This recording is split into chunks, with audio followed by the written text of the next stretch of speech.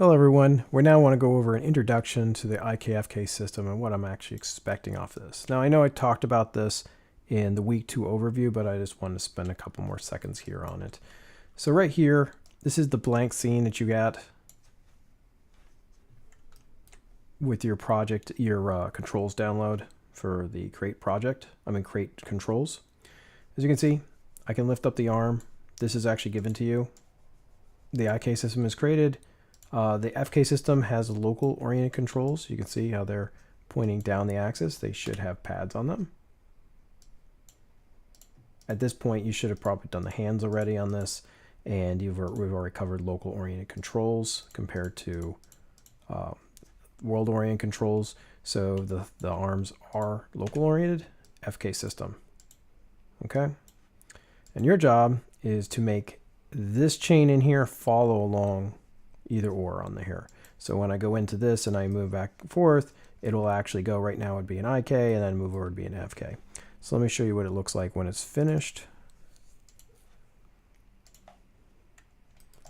Okay, so I move my IK system up.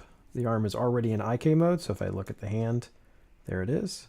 You do not have to do the hand control to make it move. That'll be already given to you. And I can move my local oriented FK controls, that again is given to you.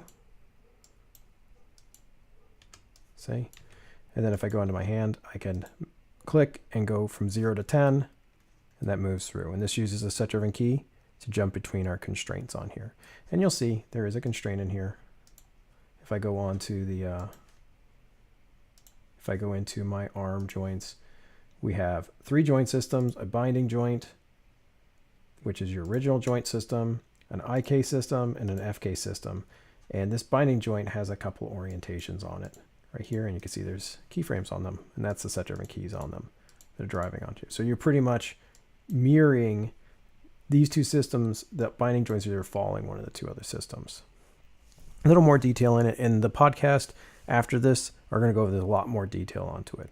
So especially if you for the switching system, and if you want to and do extra credit, and that's actually going to be rigging the other arm too completely. So in here, here's my binding joints, here's my IK, here's my FK. Now these had to be duplicated on here, and again the podcasts are there for doing this too. I'm not just going to leave you out with it. So to play now, normally most rigs do have IK and FK on him. That's why I'm covering this. But again, this is a time-consuming thing, and I wanted to focus more on the leg system and the arms than, on the IK arms than just this system, because this could take like a good chunk of time just doing here.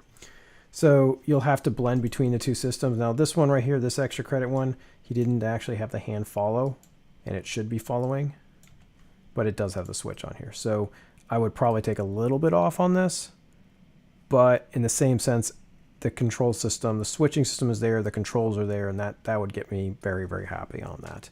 So that would be, this is actually a possibility of 10 points of extra credit. So if you have any questions, don't hesitate to ask me.